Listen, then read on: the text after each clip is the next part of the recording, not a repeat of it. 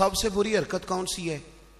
سب سے بری حرکت یہ ہوتی ہے کہ لڑکے اور لڑکیوں کا جوش و خروش سے شادیوں پہ جانا، اور پھر مووی والا آتا ہے وہ لڑکیوں کی عورتوں کی مووی بھی بناتا ہے، اور اب تو اللہ خیر کرے مووی کو ویسے لوگوں نے فرض کفایہ سمجھ لی ہے، اللہ معاف کرے، ہر آدمی نے ہاتھ میں موبائل پکڑا، اتنا ضروری کام ہے یہ؟ مووی بنتی ہے، مہندی ہوتی ہے، ناچ گانا ہوتا ہے، تماشے لگتے ہیں، پھر میں حیران ہوتا ہوں جوان لڑکیوں کے ہاتھوں میں پھول دے کے انہیں کھڑا کیا جاتا ہے کہ دولہا جب آئے تو پھول پھینکنا۔ دولہے کے ساتھ بوڑھے بوڑھے لوگ ہوتے ہیں کہ جوان لڑکے ہوتے ہیں؟ بولے تو وہ پھول کیوں لڑکیاں پھینکتی ہیں؟ لڑکیاں ساری برقعے میں ہوتی ہیں، چھپے ہوئے منہ ہوتے ہیں، تو سارا خاندان تو بیوٹی پارلر سے تیار ہو کے آیا ہوتا ہے، تو آپ تو گناہ کو آواز دے رہے ہیں۔ پتہ ہے رسم کیسے ایجاد ہوئی؟ صاحب فتوح الشام نے لکھا ہے یہ لڑکیوں کے پھول پھینکنے کی رسم جب قادسیہ کے علاقے حضرت سعد بن ابی وقاص رضی اللہ تعالیٰ عنہ فتح کر رہے تھے، تو آپ ایک ایسے علاقے سے گزرے جس کی عمارتیں بڑی شاندار تھیں۔ علامہ واقدی کہتے ہیں کہ دور دور سے لوگ وہ عمارتیں دیکھنے آتے تھے کہ بھئی فن تعمیر کا شاہکار ہیں یہ چیزیں۔ اس ایریے سے گزرنا تھا مسلمان فوج نے، تو عیسائیوں نے اور یہودیوں نے ایک چال چلی، انہوں نے عورتوں سے کہا خوبصورت لڑکیوں سے کہ پھول پکڑ لو، اور جب فوجی گزرے تو ان کے اوپر پھول پھینکنا، اگر 2-3 جرنل بھی تم تباہ کرنے میں کامیاب ہو گئی تو مسلمانوں کو ہم زیر کر لیں گے۔ پھول پھینکو، چھتوں پہ چڑھ گئی، اور چھتوں کی طرف نوجوانوں نے دیکھنا ویسے ہی ہے چونکہ شاہکار ہیں ہماری منازل۔ حضرت سعد بن ابی وقاص رضی اللہ تعالیٰ عنہ آگے آگے تھے، سمجھ آ رہی ہے نا میری باتوں کی؟ آگے آگے جا رہے تھے، کمان کر رہے تھے فوج کی۔ جب آپ نے دیکھا عورتیں چھتوں پہ ہیں تو حضرت سعد بن ابی وقاص شرارت سمجھ گئے، سازش سمجھ گئے۔ لوگ زہر بھی جو ہوتا ہے نا، زہر بھی دودھ میں ڈال کے دیتے ہیں، ڈائریکٹ نہیں دیتے، انہیں پتہ ہوتا ہے کہ زہر رگوں میں کیسے اتارنا ہے۔ جناب سعد بن ابی وقاص آگے آگے تھے، جب دیکھا عورتیں چھتوں پہ ہیں تو فوراً بولے، گھوڑے پہ چڑھ گئے اور فوج کی طرف توجہ کر کے کہنے لگے فوجی ہو، تمہیں پتہ ہے نا اللہ کیا فرماتا ہے؟ رب فرماتا ہے مردوں سے کہو نظریں جھکا کے رکھے۔ نظریں کون بھلا؟ جی مومن مرد، قرآن مجید نے حکم دیا کہ مومن مرد نظریں، اس کا مطلب ہے مرد وہ نہیں ہوتا جو اکڑ اکڑ کے چلے، مرد تو ہے ہی وہ قد اونچا ہو نظریں جھکی ہوئی ہو، مرد کہتے ہی اسے۔ مردوں سے کہو نظریں جھکا کے رکھیں۔ 10,000 فوج تھی، عورتیں پھول پھینکتی رہیں، 10,000 فوجی گزر گیا پر ایک نے بھی نظر اٹھا کے نہیں دیکھا۔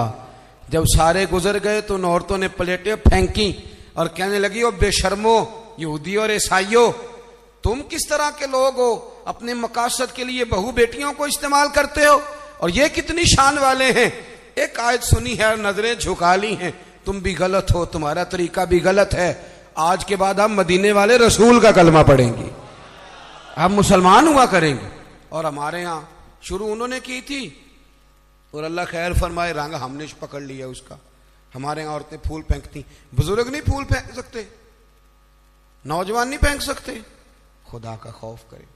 اور پھر مرد عورتوں کا اختلاط ہوتا ہے، اور پھر اس سے آگے شادی کے بے پناہ خرچے، بے پناہ قرضہ اٹھا کے شادیاں کرتے ہیں۔ نکاح میں تو 2 آدمی جائیں گے، 2 جوڑے جائیں گے، اور میں آپ کو ایک شرعی حکم بتاتا ہوں، آپ کا سگا بھائی ادھر دیکھو میری طرف، سگا بھائی اپنے بیٹے کی شادی پہ اگر آپ کو نہ بلائے تو اس سے ناراض ہونا جائز نہیں۔ تسی تے میرے نال بھی ہو گیا، او بھائی سگا بھائی بھی اگر اپنے بیٹے کی شادی پہ نہ بلائے تو اس کی مرضی ہے، نہ بلائے چاہے نہ بلائے، اس سے ناراض ہونا جائز۔ تو آپ کو تو منگنی میں نہ بلائیں تو ناراض ہو جاتے۔ اور اگر کوئی کارڈ بھیج دے نا صرف ولیمے کا، کہنے نے ولیمے تے بھی وہی جان گئے جڑے جانج نال گئے سن، اسی صرف ولیمے تے، بھئی فرض ہے آپ کا جانا، ہاں حضور نے حکم دیا ہے کہ ولیمے کی دعوت دے تو ضرور جایا کرو، لیکن اس کے اتنے زیادہ خرچے ہم نے کر دیے، ہمارے بچے، اب ناراض نہ ہونا، گناہ اس لیے عام ہو گیا کہ ہم نے نکاح مشکل کر دیا، نکاح مشکل ہو گیا۔ اگر ہم اس کے اخراجات کم کریں، میں شادیاں دیکھتا ہوں مجھے لگتا ہے اتنے پیسوں میں 6 شادیاں ہو سکتی ہیں۔ قرضہ اٹھا کے شادی کر لی، 15 دن نہیں گزرتے تو پیسے لینے والا آ جاتا ہے. وہ کہتا میرے تو رکھنا پہلے. تو اب وہ بچہ بیچارہ اس نے کیا شادی کے بعد خوش رہنا, وہ تو قرضے ادا کر رہا ہے, گھر میں لڑائی پڑی ہوئی, 1 مہینہ پورا بی زیور نہیں بیچاری پہن سکتی, وہ سارا قرضے میں چلا جاتا ہے. غلط کام کرتے ہیں ہم. سنو, حضرت عبد الرحمن ابن عوف رضی اللہ تعالیٰ صحابہ میں سب سے امیر آدمی, سب سے امیر. یہ بخاری میں حدیث ہے, فجر کی نماز نا انہوں نے نبی کریم علیہ السلام کے پیچھے پڑھی, سفید کرتا پہنا تھا تو اس کو زرد رنگ کا داغ لگا ہوا تھا. توجہ ہے نا میری بات, سفید کرتا اور زرد رنگ کا داغ. نبی پاک صلی اللہ علیہ وسلم نے کہا یہ عبد الرحمن یہ کیا ہے؟ عرض کی یا رسول اللہ میں نے رات کو نکاح کیا تھا, خوشبو لگائی تھی تو وہ داغ رہ گیا. حضور نے تو کوئی اس پہ اصرار نہیں کیا کہ یار اتنے امیر آدمی کی شادی مدینے میں پتہ ہی نہیں چلا, کسی کو خبر ہی نہیں. یہاں غریب بھی باز نہیں آتا, وہ بھی کہتا ہے میری ناک جو ہے وہ کٹ جائے گی اگر میں نے کروڑوں روپیہ نہ لگایا, تو جب پیسے لینے والے آئیں گے پھر کٹ جائے گی کہ چھوٹی ہو جائے گی مزید. مہربانی فرمائیں, آپ کس چکر میں پڑے ہوئے. حضور نے کیا فرمایا؟ نبی کریم صلی اللہ علیہ وسلم فرمانے لگے نکاح کر لیا تو ولیمہ ضرور کرنا, چاہے 1 بکری ہی ذبح کرو. تو اپنے گھروں کے اندر سکون کا ماحول قائم کریں, شادی اور بیاہ کو حضور کی سنت کے دائرے میں لے کے آئیں. یہ وفاداری کا رشتہ ہے, یہ خلوص کا رشتہ ہے. اس رشتے کو خلوص والی منازل کی طرف لے کر کے جائیں. بیوی خیال کرے کہ مجھے اپنی خامن کی خدمت کرنی ہے, خامن خیال کرے کہ مجھے بیوی. میں اکثر کہا کرتا ہوں, میں کہتا ہوں کہ اگر آپ بیوی کے ماں باپ کی عزت کریں گے تو وہ بھی آپ کے ماں باپ کی عزت کرے گی. آپ تو ماں بدولت کہتے میں نہیں کبھی سسرال گیا جی, وہ میں دروازے پہ چھوڑ کے آ جاتا ہوں, پھر وہ میں لینے بھی چلا جاتا ہوں چونکہ میں بہت بڑا نواب ہوں. تو آپ کیسے امید رکھتے ہیں پھر وہ آپ کے ماں باپ کی خدمت کرے گی؟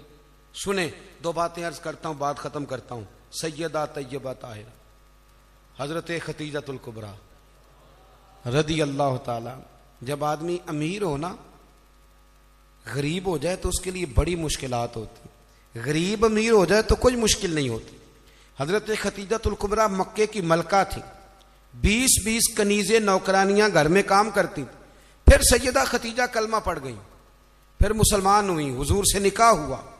اگرچہ حضور نے اعلان نبوت بعد میں کیا, لیکن حضرت ختیجۃ الکبریٰ رضی اللہ تعالیٰ عنہ کہتے ہیں میں تو اسی وقت, یہ کلمے کا معنی جو میں نے بیان کیا یہی سمجھ لیں, میں تو اسی وقت ہی سمجھ گئی تھی جب میرے غلام نے آ کے بتایا کہ بادل کے ٹکڑے سایہ کرتے, درخت ان پہ جھکتے ہیں. فرماتے ہیں میں تو اسی وقت ہی محبوب کی غلامی میں آ گئی. نکاح ہو گیا, حضور کی بارگاہ میں آ گئی. فرماتی ہیں میں نے نا ظہر کے وقت سارا مال حضور کی خدمت میں دیا, 20 کنیزیں غلام ظہر کے وقت, اور عصر سے پہلے پہلے محبوب نے ہر شے اللہ کے رستے میں تقسیم کر دی. یہ وقت بھی بطور تمثیل ہے کہ جتنا زور عصر کے درمیان وقت ہوتا ہے اتنے وقت میں بانٹ دیا حضور نے سارا کچھ. اتنی امیر بی بی اور پھر وہ غریب ہو جائے. حضرت ختیجہ نے پھر وہ وقت بھی دیکھا کہ آپ کے کپڑوں کو 20 پیوند لگے ہوتے تھے, 20. پہلے کبھی پانی کا پیالہ اٹھ کے نہیں پیا, پھر گھر میں جھاڑو بھی دیتی تھی, پھر گھر کے سارے کام کرتی. ایک دن نا مسند امام احمد میں موجود ہے, کھانا پکا کے نا حضرت ختیجۃ الکبریٰ کھانا پکا کے باورچی خانے سے نکلی تو کپڑے سارے پیوند سے بھرے ہوئے, پاؤں مبارک پر بھی گھر کے کام کاج کی وجہ سے بہت ساری چیزیں لگی ہوئی, پیر چوم رہی ہیں بہت ساری چیزیں. حضرت ختیجہ باورچی خانے سے کھانا پکا کے نکلی اور جب محبوب کریم کے سامنے رکھا تو حضور مسکرانے لگے, غور سے سیدہ کا چہرہ دیکھنے لگے. یا رسول اللہ کیا ہوا؟ تو محبوب فرمانے لگے ختیجہ آپ کے آنے سے پہلے جبریل آ گئے اور وہ عرض کر رہے تھے یا رسول اللہ ختیجہ کھانا لے کے آ رہی ہے, اور جب وہ آ جائے تو اسے اس کے رب کا سلام کہہ دیجئے گا. اگر خاتون اپنے خاوند کی خدمت کرے, اگر وہ یہ ذوق بنائے, یہ مزاج. اب تصویر کا بالکل دوسرا رخ بھی دیکھیں, یہ کنز المال میں یہ بھی حدیث ہے, اور حدیث کی راوی سیدہ عائشہ صدیقہ. بس بات ختم کرنے لگا ہوں. سیدہ عائشہ صدیقہ کہتی ہیں دوپہر کو حضور آرام کرتے تھے, کھانے کے بعد لوگ ملنے نہیں آتے تھے. پر ایک دن نا ایک بوڑھی اماں آ گئی, اس نے جب دروازے کے سامنے آ کے وہ بولی تو حضور جلدی سے اٹھے, خود دروازہ کھولا, کھانا کھلایا, کھجوریں دی, سرکہ دیا, پیار کیا, محبت فرمائی. حضرت عائشہ صدیقہ رضی اللہ تعالیٰ عنہ کہتی ہیں یہ میں نے انفرادی رنگ دیکھا، باقی ہر ایک سے شفقت کرتے تھے، پر یہاں میں نے حضور کا انداز جداگانہ دیکھا۔ جب جانے لگی تو حضور نے تحائف بھی دیے۔ میرے دل میں خیال آیا حضور اب جائیں گے، رات کو واپس آئیں گے تو پوچھوں گی کہ یہ اماں کون ہے، لیکن محبوب تو لیٹ گئے۔ کہتے میں قریب گئی، قدموں میں بیٹھی، میں نے کہا یا رسول اللہ یہ کون تھی خاتون، آپ نے بڑا ہی پیار کیا۔ کہتی حضور اٹھ کے بیٹھے تو آنکھوں میں آنسو تھے۔ میں نے کہا یا رسول اللہ کیا ہوا؟ تو محبوب فرمانے لگے عائشہ یہ نا میری پہلی زوجہ سیدہ خدیجہ کی سہیلی تھی، یہ جب ہم مکے میں رہتے تھے تو یہ آیا کرتی تھی، خدیجہ کھانا بھی کھلاتی تھی، پیار بھی کرتی تھی، تحفے بھی دیتی تھی۔ آج جب یہ لوٹ کے دوبارہ آئی ہے تو خدیجہ کی یادیں تازہ ہو گئی، میں نے اسی طرح وقت دیا ہے، کھانا کھلایا ہے، تحائف دی، اور حدیث کا آخری جملہ حسن العہد من الایمان۔ محبوب فرمانے لگے وعدے، عہد اور رشتے اچھے طریقے سے نبھانا یہ بھی ایمان کا حصہ ہے، تعلقات اچھے طریقے سے نبھانا یہ بھی ایمان ہے۔ بہت فکر کے ساتھ شریعت کے دائرے کے اندر رہ کے نکاح کیا جائے۔ دیکھیں کسی کے دیندار ہونے کا پتہ ہی تب چلتا ہے جب اس کے گھر میں کسی کی شادی ہوتی ہے، محفل میں تو سارے نیک ہوتے ہیں، تبھی تو پتہ چلتا ہے کہ اب اس کا دین سے کتنا رشتہ ہے۔ شریعت کے دائرے میں رہیں، نکاح کو آسان کریں۔ پھر اگلی جو بات ہے وہ یہ ہے کہ محبوب کریم کی شریعت اور سنت کے مطابق ہمارے ہاں نا طلاقیں بہت زیادہ ہو رہی ہیں۔ اس کی بنیادی وجہ یہ ہے کہ ہم طلاق کے مسائل نہیں سیکھتے، اس کی ہمیں ضرورت ہے۔ جب آپ شادی کریں حیض و نفاس کے، طلاق کے مسائل، ان چیزوں کو سیکھ لیں تاکہ بعد میں کوئی دشواری نہ ہو۔ بعد میں پوچھنے آتے ہیں کہ مولانا اب یہ کر لیا ہے تو اب کیا کروں، تو میں کہتا ہوں یہ کبھی تھوڑا سا کسی مولانا سے پہلے بھی رابطہ رکھ لیتے نا، اتنے فضول خرچے ہوتے ہیں۔ اور جب نکاح میں حق مہر کی باری آتی ہے نا تو کہتے ہیں شرعی رکھ لو، میں نے کہا باقی سارے کام غیر شرعی، اور حق مہر شرعی۔ حق مہر شرعی یہ ہے کہ جتنا لڑکا دے سکے۔ ایک صحابی نے اپنی بیوی کو حق مہر میں پورا باغ بھی دیا تھا، جتنا کوئی یہ کوئی نہیں ہے 32.5 روپے پتہ نہیں کہاں سے نکل آئے ہیں، کوئی ان کا تعلق نہیں ہے، جتنا خامد حق مہر حیثیت ہو اتنا دے۔ اور مولا علی شیر خدا رضی اللہ تعالیٰ عنہ فرمایا کرتے تھے جس کو دائمی بخار ہو اترے نہ، کسی بیوی کے پاس اگر حق مہر کے پیسے پڑے ہوں تو برکت والے ہوتے ہیں، ان سے پیسے لے کے، چاہے بعض علماء کہتے ہیں اس کا یہ معنی بھی کر لو کہ اپنی جیب سے دے دے، حق مہر والے متبرک ہیں وہ لے لے، کہتے تھے ان پیسوں کا شہد خرید کے پیو، پرانے سے پرانے بخار میں بھی اللہ شفا عطا کر دے گا، اس لیے کہ وہ برکت والے پیسے ہیں۔